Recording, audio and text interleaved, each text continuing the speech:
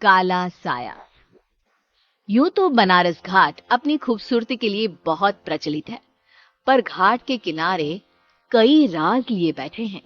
ये कहानी शुरू होती है बनारस के घाट के पास बने ममता निवास से, जहां प्रिया लाल जोड़े में ममता के घर उसकी बहू बनकर आती है।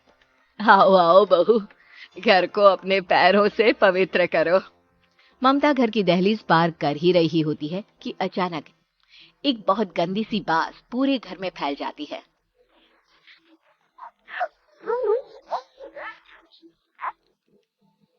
ये बदबू और ये आवाजें, ये कौन हंस रहा है माँ? अब ये पड़ोसी ना हमारे थोड़े अलग से है। कहाँ हम शाकाहारी और ये मांस मच्छी खाने वाले। छोड़, तू ध्यान मत दे और गृह प्रवेश कर। और हाँ बहू, अपनी सास की एक बात हमेशा याद रखना, इन पड़ोसियों से तो कभी बात नहीं करेगी। अच्छे लोग नहीं है ये। अपनी सास की ये बात मानेगी ना बेटा? हाँ माँ, जो आपकी मर्जी, मैं उनसे बात नहीं करूंगी। अगले दिन प्रिया अपनी पहली रसोई बनाने रसोई घर में जाती है। ये छो की बात तो नाक में जा रही है। एक काम करती हूँ, खिड़की खोल देती हूँ। प्रिया खिड़की खोलने जाती है। इतने जाले, लगता है इस खिड़की को कभी खोला ही नहीं गया। पर ऐसा क्यों? ओह, नॉन वेज की स्मेल आती होगी ना। 2 मिनट के लिए खोल लेती हूँ, फिर बंद कर दूंगी। प्रिया खिड़की खोलती है। खिड़की खोलते ही उसकी नजर सामने वाले घर की खिड़की पर पड़ती है, जहाँ एक लड़की खड़ी होती है, हाथों में मेहंदी, लाल रंग की साड़ी, बिल्कुल सजी धजी, मानो प्रिया की तरह ही वो भी नई नवेली बहू हो। वो प्रिया को देखकर मुस्कुराती है। हे भगवान, माँ ने तो इनसे बात करने को मना किया था। प्रिया फौरन ही खिड़की बंद कर देती है और तवे पर चढ़े रोटी की ओर देखने लगती है, पर वहां रोटी न होकर मछली पड़ी होती है। ये क्या? पहली रसोई में इतनी भीगी। हे भगवान, मैं क्या करूं? प्रिया बहुत डर जाती है और फौरन रसोई की सफाई करने और फिर सभी के लिए खाना बनाने लग जाती है। जब वो सबको खाना परोसती है, सब तो ठीक है, मैं बेकार में चिंता कर रही थी। हे भगवान, ऐसे ही बस अपनी कृपा बनाए रखना। रात के वक्त जब सब सो रहे होते हैं, तब प्रिया को पायल की आवाज सुनाई देती है, जिससे उसकी आंख खुल जाती है। ये पायल की आवाज कहाँ से आ रही है? प्रिया उठकर उस आवाज के पीछे छत की सीढ़ियों तक जाती है। तभी उसे बच्चे के रोने की आवाज आती है। प्रिया छत पर जाती है तो क्या देखती है?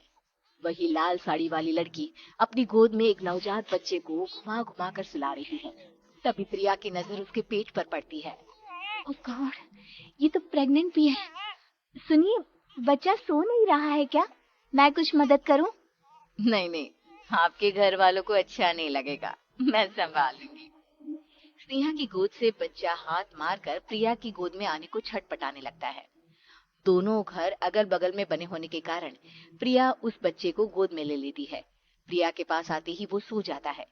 बच्चे का वो स्पर्श रात भर प्रिया भूल नहीं पाती और अगली सुबह वो छत पर कपड़े सुखा रही होती है, तभी उसे एक औरत इशारा करके बुलाती है।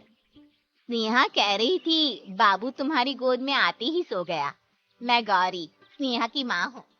बहू, घर आना, बाबू को खिला भी लेना। शाम को जब घर पर कोई नहीं रहता, बच्चे से मिलने के लिए प्रिया छिपकर अपनी पड़ोसन के घर चली जाती है और कुछ देर बच्चे को खिलाकर वापस लौट आती है। इसके कुछ दिन बाद ही प्रिया को पता चलता है कि वो माँ बनने वाली है। ममता की खुशी का ठिकाना नहीं रहता।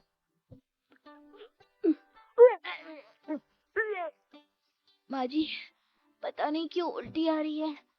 प्रिया भागती हुई वॉशरूम में जाती है तो हरे और लाल रंग की उल्टी करती है। उस उल्टी में से कीड़े निकलते हैं। क्या? ये कीड़े! प्रिया की आवाज सुनकर ममता दौड़ कर आती है, पर बेसिन में कुछ नहीं होता। प्रिया हक्की बक्की रह जाती है। ये सब क्या हो रहा है?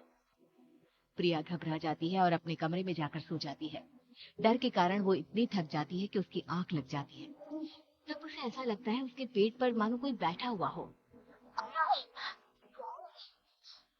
प्रिया के पेट पर एक 5 महीने की बच्ची बैठी हुई थी, जो बुरी तरह जली हुई थी।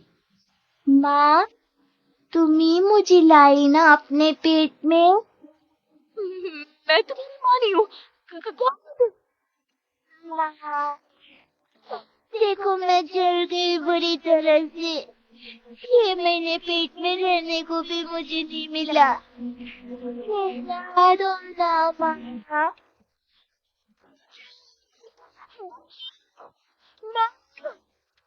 ममता दौड़कर कमरे में आती है। प्रिया की बातें सुनकर वो सब समझ जाती है।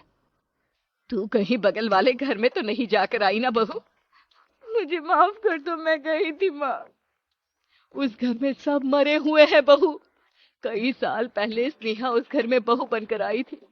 कुछ ही दिन में वो एक बच्चे को जन्म देने वाली थी। पूरा घर बच्चे के आने की खुशी में खोया था कि एक दिन अचानक उस घर में आग लग गई। सब बुरी तरह जलकर मर गए।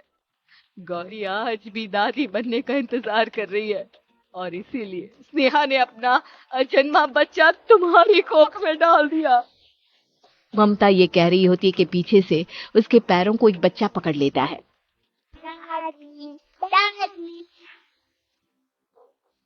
माँ, नेहा की गोद में यही बच्चा था। ये कौन है फिर?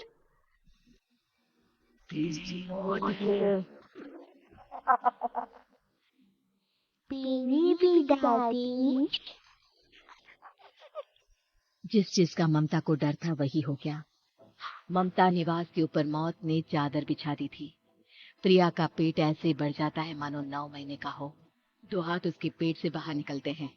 बहू, संतोष को फोन कर, किसी पंडित जी को बुला बहू। प्रिया का पति भागता हुआ घर आता है। ये तो होना ही था माँ।